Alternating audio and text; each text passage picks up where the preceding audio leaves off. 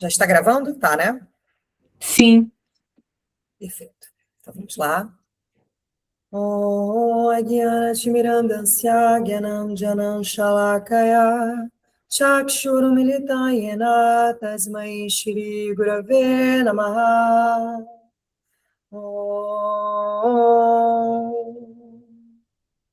Om Namo Bhagavate Vasudevaya. Om Namo Bhagavate Vasudevaya. Om Namo Bhagavate Vasudevaya. Om Shrimad Bhagavatam, canto 1, capítulo 15. Os Pandavas se retiram no momento oportuno. Verso 45. Os irmãos mais novos de Maharaja e Yudhishthira observaram que a era de Kali já havia chegado em todo o mundo e que os cidadãos do reino já estavam afetados pela prática irreligiosa. Portanto, eles decidiram seguir os passos de seu irmão mais velho. Verso 46. Todos eles executaram todos os princípios da religião e, como resultado, decidiram corretamente que os pés de lótus do Senhor Shri Krishna são a meta suprema de tudo. Portanto, eles meditaram em seus pés sem interrupção. Verso 45.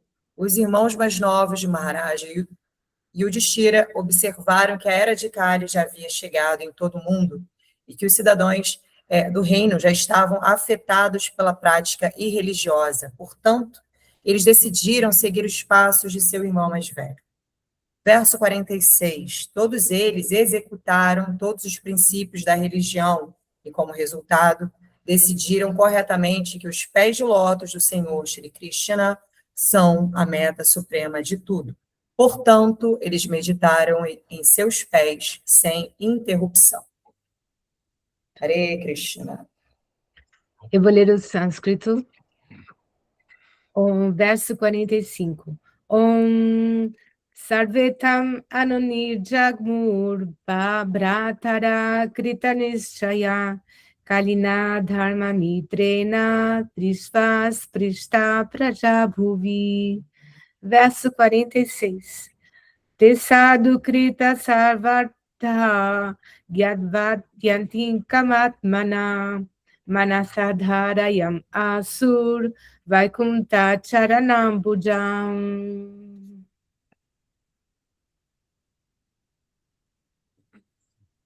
Om Ajnanatimirandasya Gyananjana Shalakaya Chakshurumilitayena Tasmai Shri Gurave Namaha. Hare Krishna, Krishna Krishna, Hare Hare, Hare Rama, Rama Rama, Hare Hare. Muito bem, muito bom dia a todas as pessoas presentes aqui na Sala dos Mantras para a nossa dissertação do Srimad Bhagavatam. Nós estamos agora...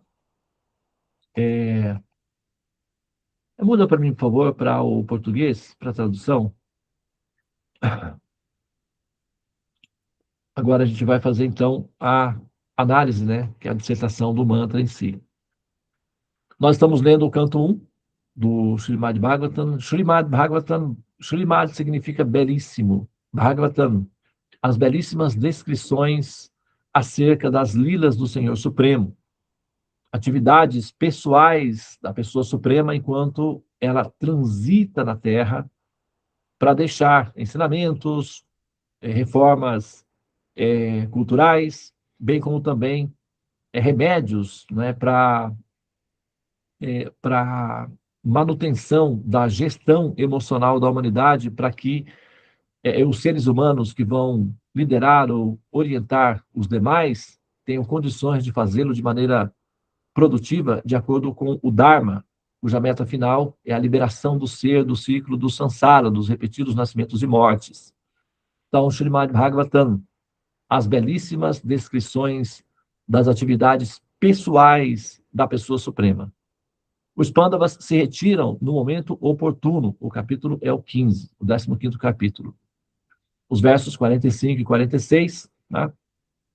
Os irmãos mais novos de Maharaj Yudhishthira observaram que a era de Kali já havia chegado em todo o mundo e que os cidadãos do reino já estavam afetados pela prática irreligiosa. Portanto, eles decidiram seguir os passos de seu irmão mais velho.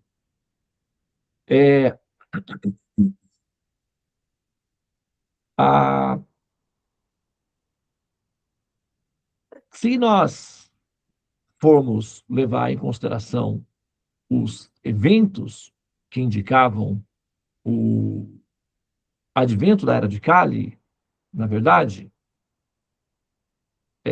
a gente vai ter que considerar que eles observaram que esse evento, que é a chegada da Era de Kali, eles observaram isso com certo atraso, vamos dizer assim, né?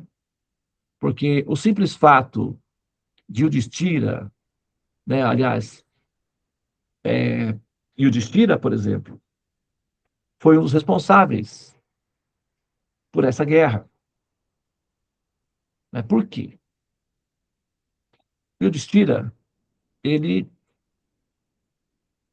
embora sendo um kshatriya, né,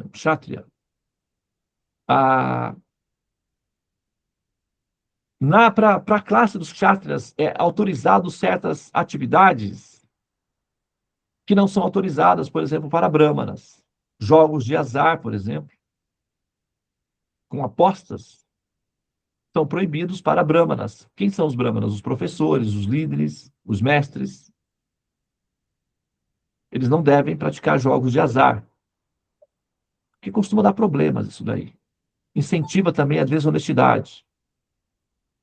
E o Yudhishthira era um kshatriya, então para ele era permitido jogos de um modo geral, com apostas inclusive. Mas Yudhishthira, ele apostou a esposa. E isso é grave. Então, ele estava perdendo no jogo. Ele foi provocado por um outro kshatriya, o Duryodhana, que era muito perito no jogo e trapaceiro. O Yudhishthira era ingênuo, porque ele era uma pessoa de tendência pura, então ele não tinha habilidade muito em jogo, mas ele foi provocado a vir jogar. E como kshatriya, ele não podia recusar. Ok. Então ele foi jogar. Mas devido ao envolvimento com o jogo e ao orgulho pessoal, ele estava perdendo constantemente e ele perdeu tudo. Até que foi proposto a ele apostar a própria esposa. O que ele deveria ter feito? Declinar. Todos entenderiam. Os irmãos estavam tensos, mas ele apostou a Draupadi. E perdeu.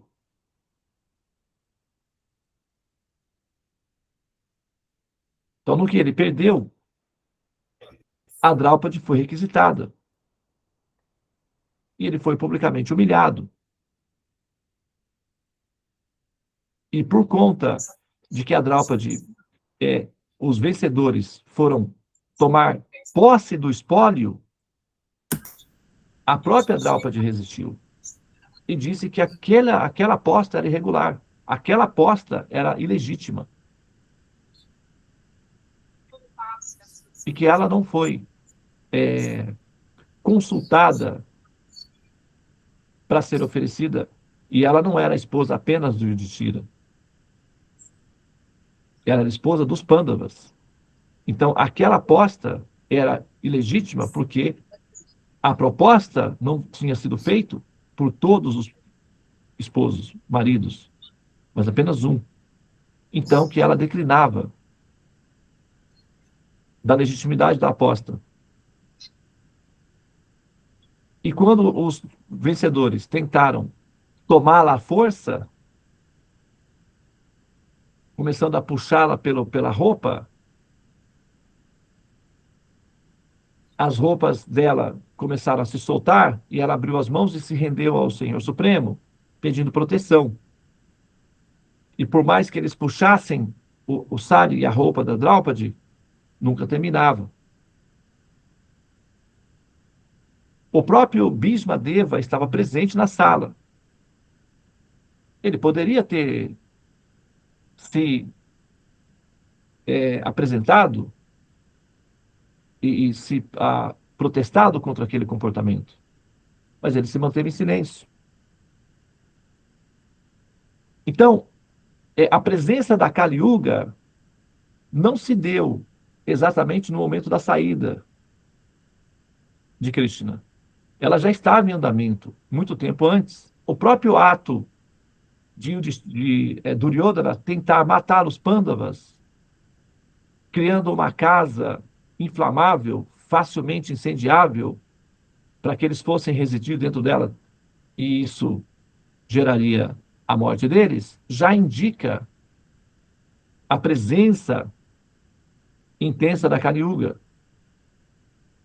O Kansa ter sequestrado o próprio pai, mantido em prisão, depois sequestrado a irmã, sequestrado o cunhado, e ter tentado fazer de tudo para matar uma criança, já indicava a presença da Kali Yuga. Então a presença da Kali Yuga, ela não se deu por conta, né, da ausência de Krishna dentro da Lila. Krishna aparece na Lila por conta já da presença da Kali Yuga. É que devido ao fato de que os irmãos Pandavas estavam próximos de Krishna, eles não percebiam os efeitos nefastos da Kali Yuga.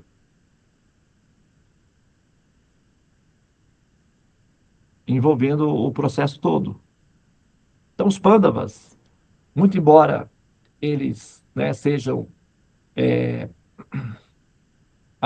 pessoas associadas com a própria direta, né, Suprema Personalidade de Deus,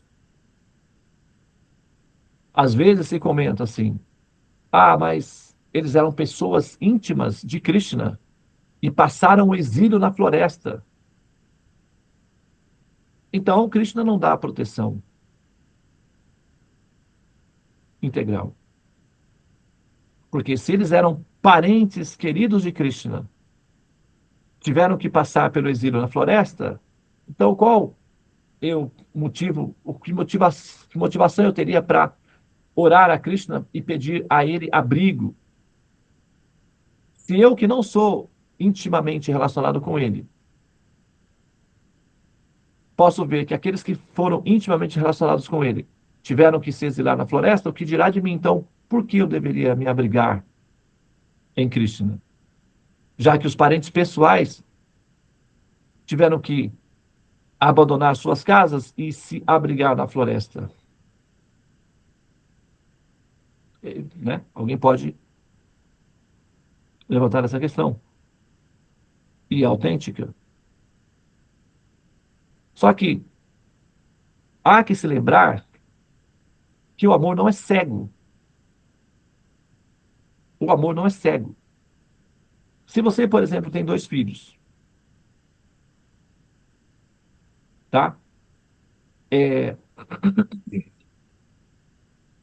E um dos seus filhos vai até a casa do vizinho e quebra o vidro,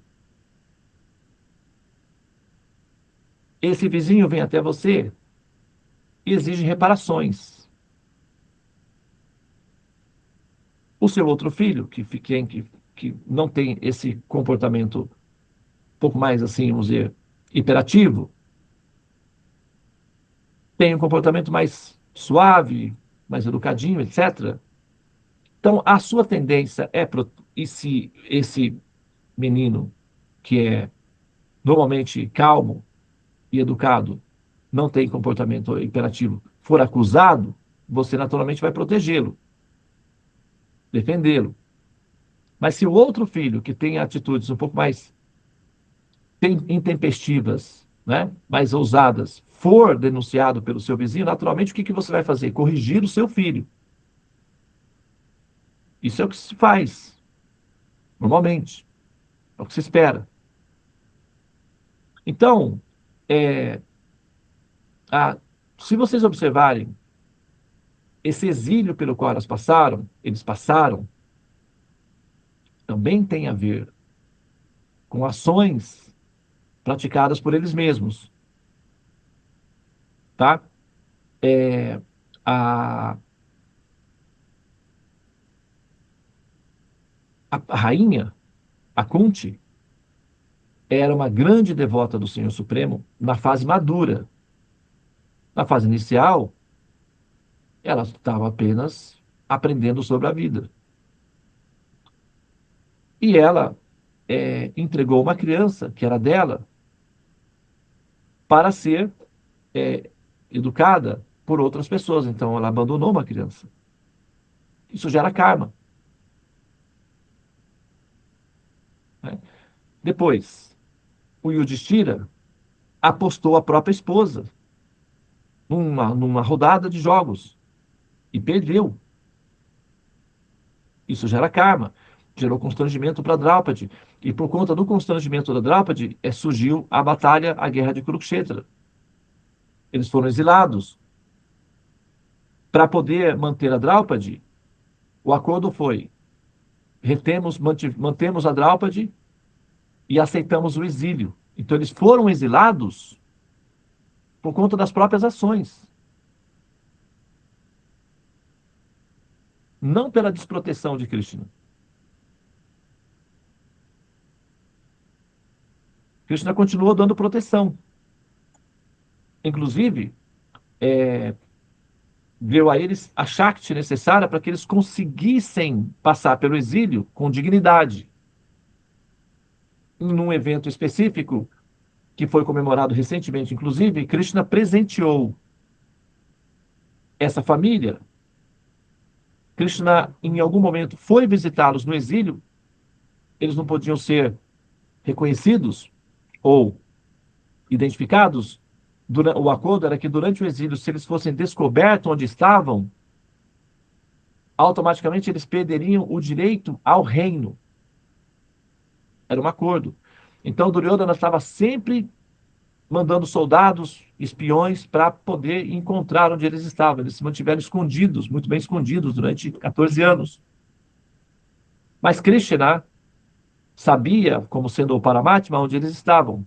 E sabia das necessidades deles, das dificuldades. Então ele foi visitá-los e ofereceu de presente uma panela para Draupadi. Que a Draupadi era a cozinheira da equipe. Então Krishna ofereceu a ela uma panela, chamado Akshaya Patra, né, Devi? O evento, você consegue puxar esse dado para a gente? Eu vou passar para você aqui uma informação que eu acho que pode te ajudar para você confirmar esse dado para nós, tá bom? Só um instante.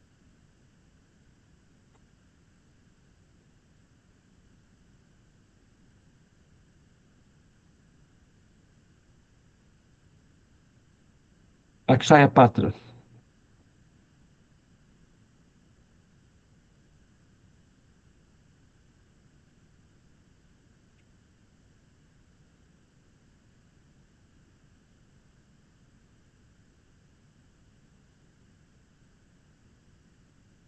Vou passar para você aqui, tá?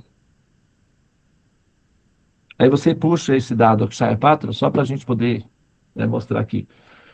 Então, essa panela tinha o poder de alimentar as pessoas continuamente. Como havia entre os membros da família uma pessoa chamada Bhima, que comia muito, então eles tinham muitas dificuldades com esse processo, porque o Bhima poderia acabar revelando a situação deles a qualquer momento, por conta dessa necessidade de comer. Então ele, sei lá, ia na cidade, conseguir comida, isso dava um conflito. Então Krishna presenteou a família com uma panela. Essa panela tinha poderes mágicos de nunca finalizar. Então as pessoas podiam tirar o quanto que quisesse, que ainda tinha alimentos. Como o milagre da multiplicação dos peixes de Jesus, por exemplo, ao mesmo sistema místico. E uma panela assim mística foi oferecida para que eles se alimentassem continuamente. Mas o fato de eles terem criado o karma, tanto a rainha Kunti quanto o filho principal, Yudhishthira, terem criado o karma que afetou o grupo como um todo, a árvore genealógica inteira, a família toda, o Arjuna, o Bhima, toda a família. Então esse exílio não foi um exílio injusto, de certa forma, ele está atrelado a esses karmas gerados. Agora, Krishna continuou dando proteção à distância, sabendo que os filhos, porque Yudhishthira, Kunti, são todos filhos do Supremo, também precisam ser educados e aprender com os próprios erros. Muito embora ele esteve presente para atenuar o impacto do aprendizado, facilitando a vida. Não é? Por exemplo, uma pessoa, um pai, que fica sabendo que o filho foi preso por envolvimento com o tráfico ou por assaltos. O que ele vai fazer? Ele não vai contratar um advogado para retirar o filho da prisão. O que ele vai fazer? Um pai responsável, ele vai concordar com a justiça de que o filho vá preso. E depois vai dar toda a assistência para que o filho receba assistência dentro da prisão e orientação para que esse filho possa sair depois de passar pela terapia do arrependimento e da reforma íntima.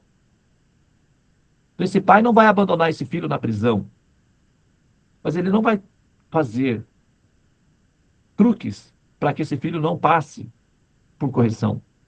Ele precisa aprender. Entende?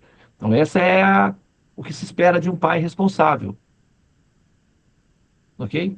Então, Krishna não impediu que Arjuna e o Yudhishthira e os irmãos Pandavas e a rainha Kunti não fossem para o exílio.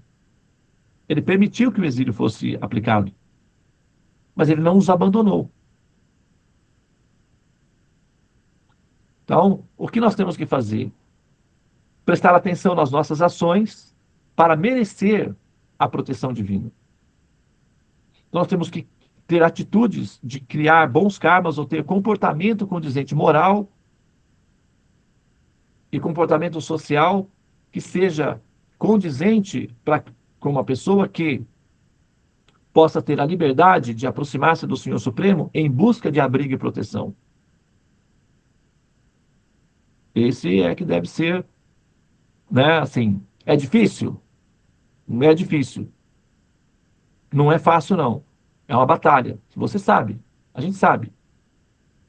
Mas batalhas são para serem vividas, para serem lutadas mesmo. Se houver alguns arranhões, se você levar alguns choques no campo de batalha, é dito que Prabhupada dizia que quando você luta com um tigre, você pode até sair vitorioso, sim, mas não sem arranhões. Dificilmente, né? Sairá dali sem arranhões. Para finalizar,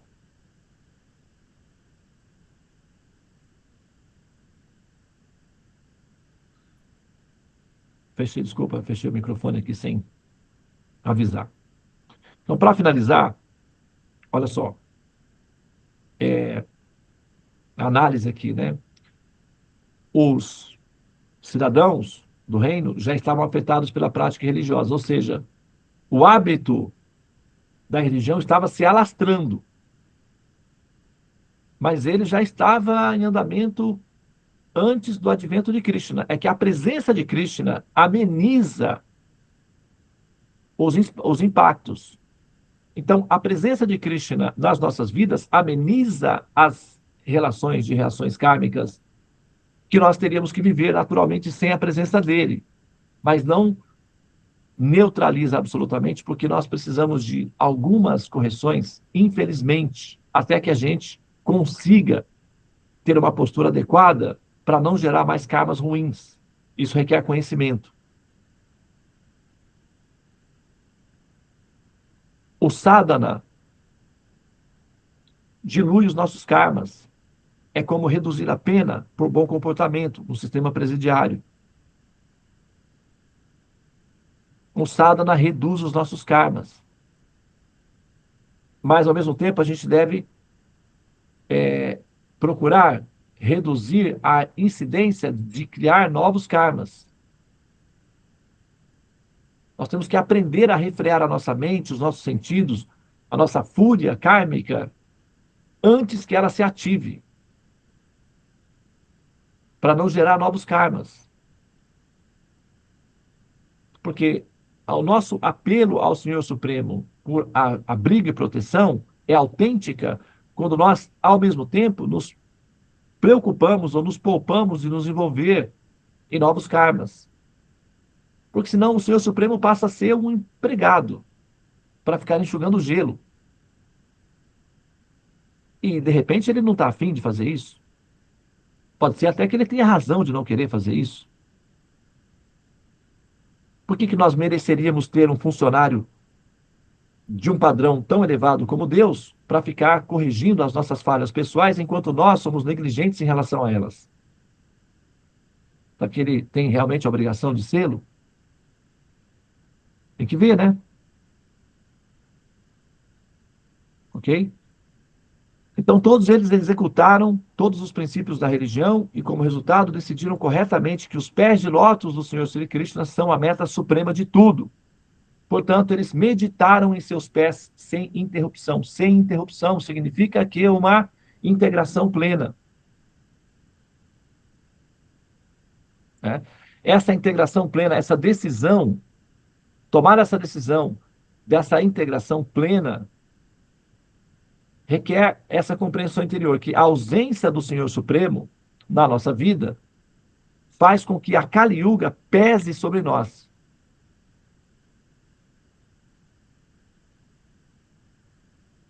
A Kali Yuga já estava presente antes, né, que a saída de Krishna estivesse evidente, mas a ausência de Krishna, ou a ausência do Supremo, na nossa interação de experiência enquanto nós vivemos, produz sobre nós um peso extra. Por exemplo, agora um ateu muito importante na comunidade, chamado Sam Harris, escreveu um livro chamado O Despertar para o Ateu, Espiritualidade para o Ateu. Muito interessante, baseado no sistema de... como que esqueci o nome agora, desse retiro que se faz para o silêncio. David, retiro do silêncio, o nome técnico. Vipassana. Vipassana. Baseado no sistema de yoga chamado Vipassana, que é silêncio e meditação e tal. Então, aqui no Ocidente, o Vipassana virou mindfulness, que é praticamente Vipassana sem a parte, vamos dizer, mitológica do processo todo, a parte metafísica. O mindfulness tem Vipassana sem contextualização, meramente por meditação, né? Praticamente. A mente presente, no caso, né? E o Vipassana foi o modelo utilizado por quê? Porque os filósofos ateus identificaram, né, depois de algum tempo, que a ausência de um princípio Deus gera efeitos colaterais naquele que aceita ou naquele que abriga no seu coração esse idealismo filosófico que é o ateísmo ou a ausência de Deus. Então, os ateus têm uma tendência de 30% a mais de desenvolverem depressão em relação aos religiosos. Isso é estatístico, é uma observação científica.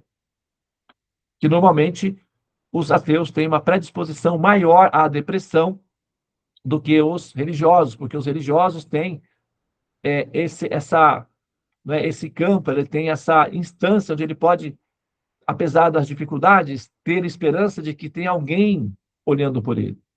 Isso alivia o peso do sofrimento da vida. Isso é racional. Aqui o Arjuna, os irmãos observaram que Krishna havia saído da presença do ambiente, então o ambiente estava pesado, sofrido. O que eles decidiram?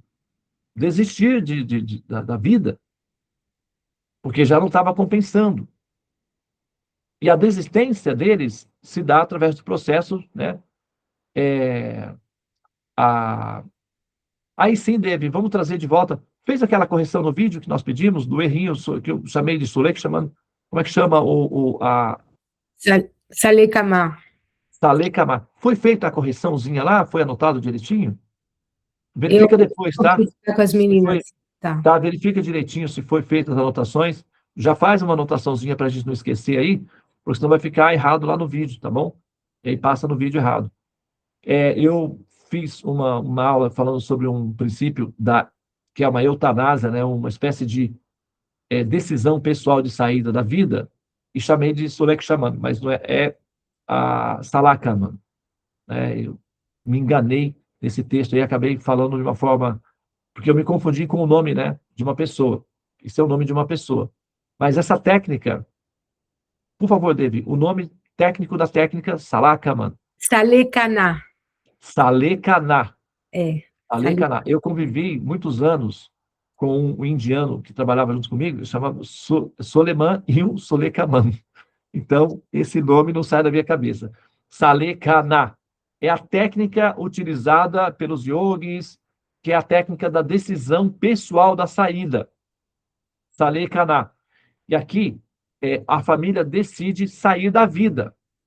Primeiro sair da vida pública e depois sair da vida literalmente falando, que eles vão fazer yoga, meditação e restrição alimentares para poderem, sabe,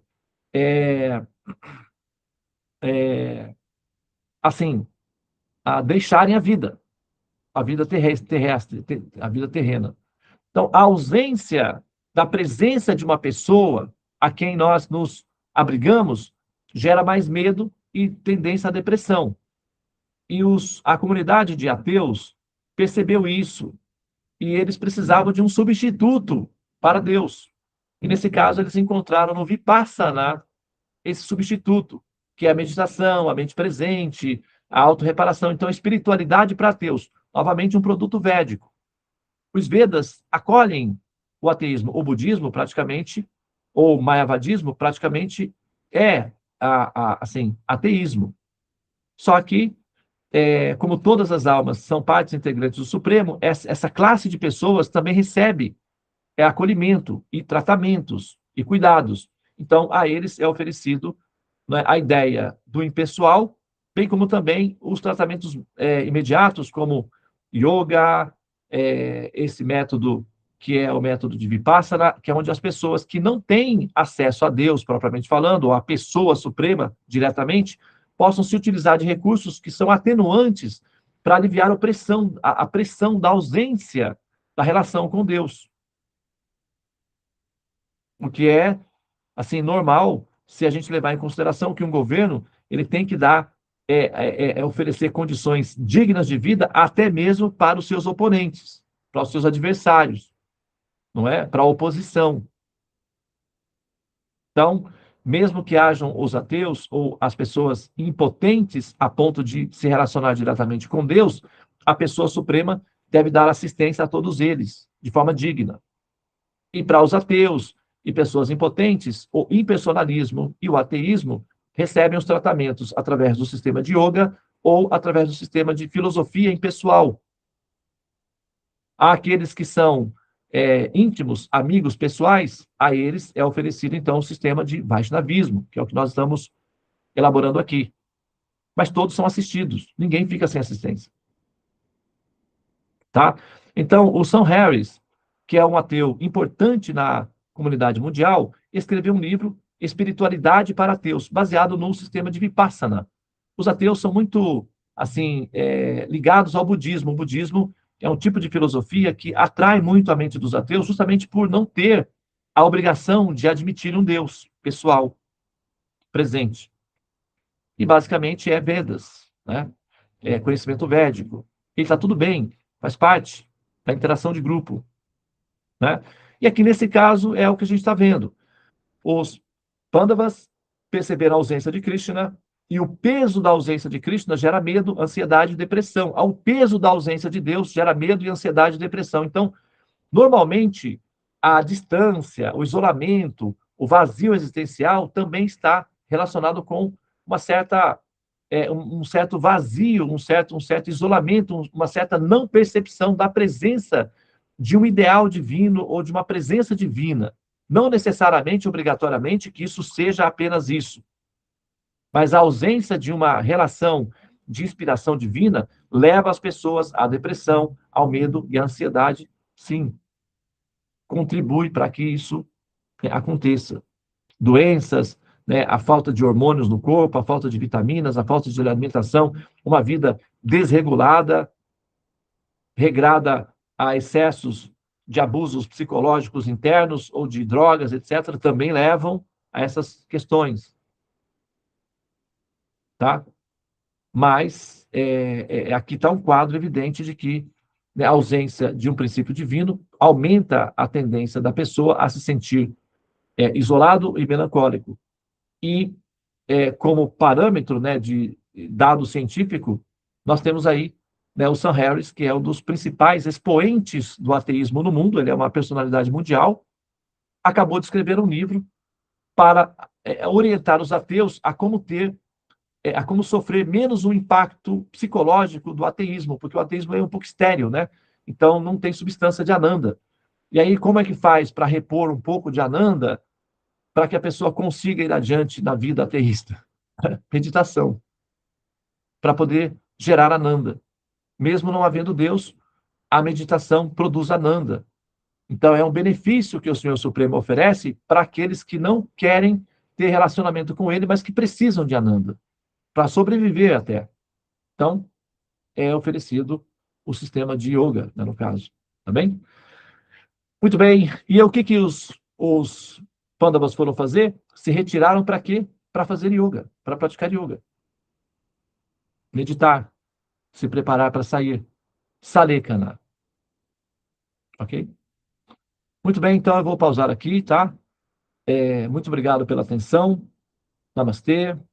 Hare Krishna, Hare Krishna, Krishna Krishna, Hare Hare. Hare Rama, Hare Rama, Rama Rama, Hare Hare. Ó energia suprema, amor divina, ó Mahamanta, libertador do ser, desperta-me, eleva-me, envolve-me, protege-me. Hari Om Shanti, Namastê, Om Tat Sat, Hare Krishna. Brenda, você pode parar a gravação, por favor?